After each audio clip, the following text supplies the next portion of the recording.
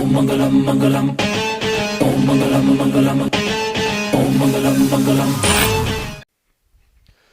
Hello everyone student, नमस्कार, good morning सभी को। उम्मीद करता हूँ आप सभी लोग बढ़िया होंगे। आज के सेशन के अंदर जैसा कि आपने थंबनेल में देख चुके होंगे कि 10th या 12th क्लास के बोर्ड के एग्जाम के अंदर हम लास्ट के 2 महीने में किस तरीके से प्रिपरेशन करें ताकि हमारे जो बोर्ड के अंदर एक वो अच्छा स्कोर हम कर पाए।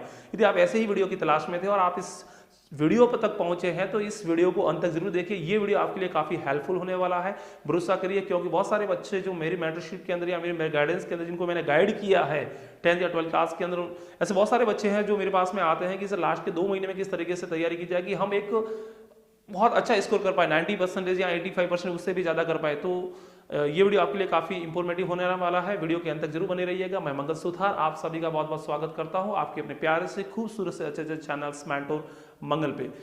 तो पहला दिमाग में यही सवाल आता है कि 90% या फिर उससे ज्यादा क्यों, ठीक है ना। तो देखिए बच्चा, ये जो 90% क्या होता है कि कुछ ही कॉलेजेस ऐसे होते हैं जहाँ पे क्राइटेरिया होता है कि आपको परसेंटेज मिनिमम इतने तो होने ही चाहिए, या फिर कोई ऐसे एग्जाम भी होते हैं जहां पर आपको 90% या फिर 80%, जैसे मैं IIT मेंस की बात करता हूं, वहां पर आपको 75% यदि आपके कम बनते हैं तो आप उसका एग्जाम फॉर्म ही नहीं भर पाते हैं, ठीक है ना। तो परसेंटेज, तो पहली बात तो ये है कि आपका परसेंटेज जिंदगी में बहुत महत्व रखेगा, ठीक है ना। एक आपका कॉन्फिडेंस बिल्डअप करेगा, अच्छे कॉलेज में एडमिशन लेने जाओगे तो आपका जो एडमिशन है वो ईजिली हो जाएगा। कुछ एक ऐसे एंट्रेंस एग्जाम होते हैं जहां पे भी परसेंटेज मांगा जाता है, तो वहां पर भी आपको काफी मतलब इसका फायदा मिलने वाला है। कुछ लोग ऐसे बोलते हैं कि परसेंटेज कोई महत्व नहीं रखते लाइफ के अंदर, ठीक है, मैं मानता हूं कि परसेंटेज है लाइफ के अंदर कोई महत्व नहीं रखते। यदि बन भी जाते हैं तो इसका नुकसान क्या, आप वो चीज पॉजिटिव चीज को देखो ना, नेगेटिव चीज को क्यों देखते हो, ठीक है।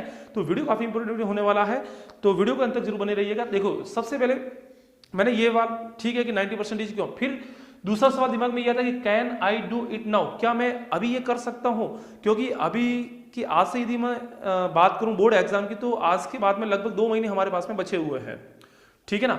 तो क्या मैं 2 महीने के अंदर में ये इसको क्रैक कर सकता हूं या फिर 90% से एबो नंबर में लेके आ सकता हूं क्या, दिमाग में ये सवाल आता है। तो आप अलग अलग बंदों से जाकर के पूछते हो, किसी से जाकर पूछ लिया क्या मैं ये कर सकता हूं क्या, आप जैसे मेरे से पूछ लिया कि क्या मैं ये कर सकता हूं, तो सबसे बड़े मूर्ख हो आप। आपको ये सवाल दूसरों से नहीं करना चाहिए, आपको सवाल ये खुद से करना चाहिए, क्या मेरे अंदर इतना पोटेंशियल है, क्या मैं इतना, मेरे अंदर कैपेसिटी है कि मैं 90% एबो नंबर ला सकता हूं।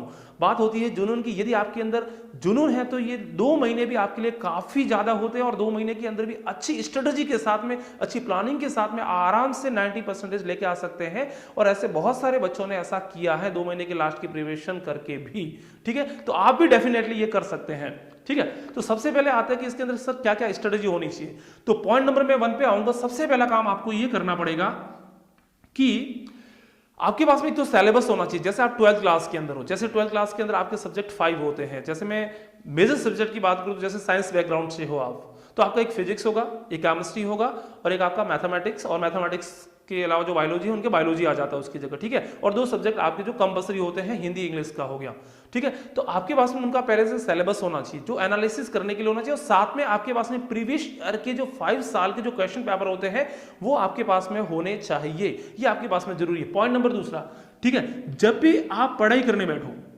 तो जब भी पढ़ाई करने बैठते हो आप, तो पहले तो आपके पास में एक ऐसा कमरा होना चाहिए या ऐसी जगह आपको सेट करनी है जहां पर आपको डिस्टरबेंस बिल्कुल नहीं हो, और वहां पर आपका एक टेबल होना चाहिए, एक कुर्सी होना चाहिए। आप टेबल और कुर्सी जरूरी है, आप बेड पर लेटे लेटे नहीं पढ़ सकते, आप ज्यादा टाइम तक नहीं पढ़ पाओगे, ठीक है। तो आपके पास में टेबल होना चाहिए, कुर्सी होना चाहिए, और आपके पास में एक ऐसा रूम होना चाहिए जहां पे कोई आपके पास में डिस्टर्बेंस नहीं हो, ऐसी जगह आपको सेलेक्ट करनी है, ठीक है। और उसके साथ में आपको ये चीज ध्यान में रखनी है कि जब भी आप पढ़ाई करने बैठोगे तो आपके पास में सोशल मीडिया से आपको दूरी बनाए रखनी है। जैसे आपके पास में मोबाइल है, तो जब भी आप पढ़ने बैठ रहे हो तो आप बिल्कुल फोन को स्विच ऑफ ही कर दो, ठीक है ना, क्योंकि आपके पास में सिर्फ 2 महीने का टाइम बचा हुआ है और आपका ये कैरियर डिसाइड करने वाला टाइम होता है। जिंदगी का एक अहम कक्षा होती है 12th की क्लास, ठीक है। लाइफ के अंदर सबसे जो मेन इंपॉर्टेंट क्लास की मैं बात करूं जहां से आपका कैरियर डिसाइड होता है वो होती है 12th क्लास। तो क्या आप 12th क्लास के लिए सिर्फ लास्ट के 2 महीने के लिए क्या सोशल मीडिया से आप दूर नहीं रह सकते, आपको ये करना पड़ेगा। यदि आप सोशल मीडिया से दूर नहीं रह सकते हैं तो आप ये नहीं कर सकते, मैं पहले ही बोल देता हूं, आप वीडियो भले देखना भी मत, ठीक है। तो दूसरी चीज ये है कि आपको एक कमरा सेटअप करना है और आपके पास सोशल मीडिया जो भी है आपको उसके दूर रहना है, मोबाइल को यहां तक कि आप स्विच ऑफ करो तो उससे भी बढ़िया है। पॉइंट नंबर मैं 3 की बात करूं, कि आप जब भी पढ़ने बैठो तो आपको मतलब बेड पर लेटे लेटे नहीं पढ़ना है। बेड पे क्या होता है कि अभी सर्दियों का टाइम चल रहा है तो आपने जैसे बेड पर लेटे लेटे पढ़ रहे हो और थोड़ी देर के बाद में आपने कोई रजाई वगैरह ऊपर ओढ़ ली तो धीरे धीरे क्या होता है कि उसकी गर्मी मिलती है और धीरे धीरे पता नहीं कब आपका वो सुबह भी हो जाती है ना, तो सोते वो नींद आने लगती है आप पढ़ते पढ़ते। तो आपको ये चीज नहीं करनी है। पॉइंट नंबर में 4 की बात करूंगा कि सबसे पहले आप क्या करोगे, जैसे आपके टोटल चैप्टर है, जैसे मैं बात करूं फिजिक्स में आपके पास में टोटल चैप्टर है 15, ठीक है। ऐसे कैसे केमिस्ट्री में भी आपके होंगे 15 फॉर एग्जांपल, मैथ्स में भी होंगे 15 और हिंदी इंग्लिश में भी हो गया 15 टोटल मिलाकर के जितने भी चैप्टर हैं उन, और आपके पास में जो दिन कितने बाकी बचे हुए हैं उन दिन को काउंट करो आप। जैसे फॉर एग्जांपल आपके पास में 60 डेज है और आपके पास में 60 टोटल मिलाकर के चैप्टर है, ठीक है। तो आपको यदि रियल में देखा जाए तो आपके पास में एक चैप्टर को पूरा कंप्लीट करने के लिए आपके पास में एक ही दिन बचता है। तो आपको इस तरीके से तैयारी करनी है कि आपको एक चैप्टर तो कैसे भी करके एक दिन में कंप्लीट करना है। तो आप पहले क्या करोगे, आप सबसे पहले आपको क्या करना है, चैप्टर टोटल कितने हैं अपने और उसके बाद में कितने दिन हमारे बचे हुए उसके हिसाब से आप चैप्टर को पर डे के हिसाब से आप डिवाइड कर सकते हैं। पॉइंट नंबर 5 आपको क्या ध्यान रखना है कि आपको क्या करना है कि अभी तक आपने 5-6 महीने जो भी पढ़ा है तो आपको इतना तो रियलाइज हो ही गया होगा कि कौन से चैप्टर है जिसमें मैं बहुत ज्यादा कमजोर हूं और कौन से चैप्टर ऐसे हैं जो मेरे ज्यादा स्ट्रांग है, जिसके अंदर और इजी भी है और जिसके अंदर मैं आराम से अच्छा एक स्कोर कर सकता हूं। और एग्जाम के पॉइंट ऑफ व्यू से कौन से टॉपिक ऐसे हैं या कौन से चैप्टर है वो जो काफी नंबर वाले हैं या काफी इंपोर्टेंट है, जिसके अंदर से तो आपका सवाल बनना ही बनना है। ये कहां से पता लगेगा, पॉइंट नंबर जो आपको मैंने बोला था, पॉइंट नंबर 2 बोला था कि आपके पास में सिलेबस होना चाहिए, तो उस सिलेबस से आपको पता चलेगा। और आपके पास में मैंने बोला था कि आपके पास में प्रीवियस ईयर जो बोर्ड के क्वेश्चन पेपर है वो आपके पास में होने चाहिए। उससे आपको एक मोटे तौर पर आइडिया हो जाएगा कि कौन कौन से जो चैप्टर है वो काफी इंपोर्टेंट है, तो ये आपके पास में होना चाहिए, ठीक है। पॉइंट नंबर में 6 की बात करो, देखो पॉइंट नंबर 5 पर आते हैं, फिर पॉइंट नंबर 6 पर आएंगे। वीक और स्ट्रॉन्ग को आपको एक कैटेगराइज करना है, ठीक है। आपके पास में कौन कौन से टॉपिक ऐसे हैं जो वीक हैं आपके, उनको आप सेलेक्ट कर लो, और कौन कौन से टॉपिक ऐसे हैं जो आपके काफी स्ट्रॉन्ग है उनको आप सेलेक्ट कर लो, ठीक है। अब जो ज्यादा ही वीक है उनको बिल्कुल छोड़ दो आप। लास्ट के 2 महीने में आप एक बात समझो आप कि 12 महीने की तैयारी आप 2 महीने में करने जा रहे हो, तो वैसे पहली बात तो ये पॉसिबल भी नहीं है। थोड़ी आपको जो पढ़ाई करनी पड़ेगी, थोड़ी स्मार्ट स्टडी करनी पड़ेगी, आपको गधों की तरह स्टडी नहीं करनी पड़ेगी। लोग क्या करते हैं कि मतलब पूरा का पूरा एकदम रट के जाते हैं, आप पूरा मत रटो। आपके पास में 2 महीने का टाइम है, आपको वो सिलेक्ट टॉपिक करना जो काफी इंपोर्टेंट है, जो काफी आपके भी स्ट्रांग है, ऐसे टॉपिक को आप सिलेक्ट कर लो, ठीक है। और वीक को बिल्कुल ही छोड़ दो, उसके ऊपर आपको मेहनत बिल्कुल ही करनी नहीं है। ये मान के चलो कि उसके अंदर से पेपर बनने ही नहीं वाला है, ठीक है। तो ये पॉइंट आपको ध्यान में रखना पड़ेगा। जैसे इलेक्ट्रोस्टैटिक है तो इलेक्ट्रोस्टैटिक का मैं फिजिक्स की बात करूं, मैं फिजिक्स पढ़ाता हूं, ठीक है। तो फिजिक्स की बात करें तो फिजिक्स के अंदर जो इलेक्ट्रोस्टैटिक टॉपिक हो गया, ठीक है, मैग्नेटिज्म वाला हो गया, आपका इलेक्ट्रोमैग्नेटिक वेव्स वाला हो गया, जैसे ड्यूल नेचर ऑफ लाइट वाला, जैसे फोटो इलेक्ट्रिक इफेक्ट हो गया, उसमें से जैसे सेमीकंडक्टर डिवाइसेस हो गया, उनमें से आपका बड़ा क्वेश्चन एक बनना ही बनना है। तो ऐसे चैप्टर को तो आपको पढ़ना ही पढ़ना है, ठीक है। तो वो इस तरीके से आप इंपोर्टेंट जो स्ट्रांग होते हैं आप उनके ऊपर एक अच्छी पकड़ बना सकते हैं, उनको आपको एक ज्यादा टाइम देना है। और रोजाना यदि मैं बेसिस की बात करूं, पॉइंट नंबर 6 पे आऊं, आप क्या करो, एक फिक्स अपना टाइम टेबल बना लो, ठीक है। जैसे मेरे को रोजाना कैसे भी करके एनी हाउ कैसे भी करके रोजाना मेरे को 6.5 घंटे पढ़ना मतलब पढ़ना है, ठीक है। जैसे मैं बात करूं मेजर सब्जेक्ट की बात करूं तो आप 3 स्लॉट में उसको डिवाइड कर लो। जैसे आपका फिजिक्स है तो फिजिक्स के लिए आप 1.5 घंटे का टाइम रोजाना फिक्स कर दो। केमिस्ट्री है तो केमिस्ट्री के लिए आप रोजाना का 1.5 घंटा टाइम फिक्स कर दो, ठीक है। जैसा मैथ्स है या बायो है, मैथ्स है उसको मैथ्स वाले, और जिनके बायो है वो बायो वाले, ठीक है, उनको 1.5 घंटे का टाइम, यानी कि टोटल आपके पास में जो टाइम हो जाता है वो 4.5 आवर्स, ठीक है, 4 घंटे का आपके पास में टाइम हो जाता है।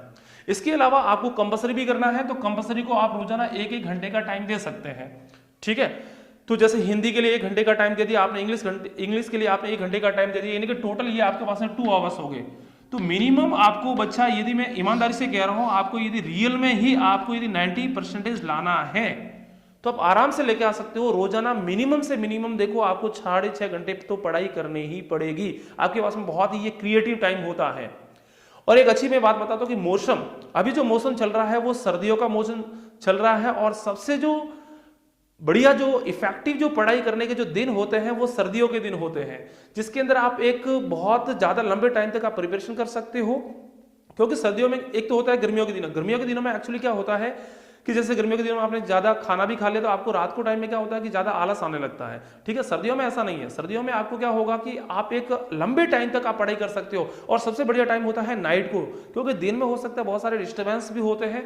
तो नाइट को जैसे कि आपने 8 बजे खाना खा लिया, ठीक है, 8 बजे के बाद में कैसे भी करके आपको 8 बजे पढ़ाई के लिए बैठना है, और आपको 2 बजे तक या फिर 2:30 बजे तक, या फिर मैं तो ऐसा बोलूंगा रात को आप 5 घंटे पढ़ लो, सुबह आप 2 घंटे पढ़ लो उठ करके जल्दी, मॉर्निंग में आप 5 बजे उठ जाओ, 2 घंटे सुबह आपने पढ़ लिया 7 बजे तक, और सुबह का 2 घंटे का टाइम हो गया, शाम को आपके 5 घंटे का रात को टाइम हो गया, 7 घंटे। तो मतलब मैंने फिर भी 6.5 घंटे आपको बोला था, तो भी आपके 7 घंटे बन रहे हैं। ठीक है, तो इस तरीके से आप पढ़ाई कर सकते हो। नाइट का जो टाइम होता है वो सबसे बढ़िया टाइम होता है, और सर्दियों का दिन उससे भी बढ़िया टाइम है, तो आप आराम से इसके अंदर कर सकते हैं। यदि मैं पॉइंट नंबर आगे की बात करूं तो जो प्रीवियस ईयर क्वेश्चन के जो पेपर हैं, आपको क्या करना है कि जैसे आपने चैप्टर 1 फिनिश कर दिया, ठीक है, जैसे आप चैप्टर पहला पढ़ रहे हैं, वो आपका इंपॉर्टेंट है, आपको बहुत इजी लगता है, बहुत स्ट्रांग है, उसको एकदम से अच्छे से कर लो कि उसमें से यदि कोई भी क्वेश्चन आएगा, जैसे टोटल मिलाकर के 15 चैप्टर है, 15 चैप्टर में से जैसे 12 चैप्टर ऐसे है जो बहुत स्ट्रांग है, आपको बहुत अच्छे हैं, बहुत ईजी लगते हैं, 3 ऐसे हार्ड है, वो बिल्कुल ही छोड़ दो। लेकिन 12 चैप्टर फिर आपको ऐसे करने पड़ेंगे कि उसके अंदर से यदि कोई भी आपके क्वेश्चन आता है तो वो कैसे भी करके आपका नहीं छूटना चाहिए। फिर उसके बाद में क्या करोगे, जैसे ही चैप्टर आपका कंप्लीट हो गया उसके बाद में आपको क्या करना है कि प्रीवियस ईयर के जो क्वेश्चन पेपर है उसके अंदर से आपको उन क्वेश्चन को मिलाना है कि क्या मेरे से ये आंसर बन रहा है, क्या इसका आंसर बन रहा है, कि इसका आंसर नहीं बन रहा है। तो आपको इस तरीके से बेटा पढ़ाई करनी पड़ेगी। तो आप इन 5-6 तरीके जो मैंने आपको बताए हैं, इन सभी तरीकों को आप फॉलो करके आराम से 90% लेके आ सकते हैं, और ऐसे बहुत सारे बच्चों ने किया है, और आप भी ये डेफिनेटली कर सकते हैं। तो बेस्ट ऑफ लक एग्जाम के लिए, धन्यवाद।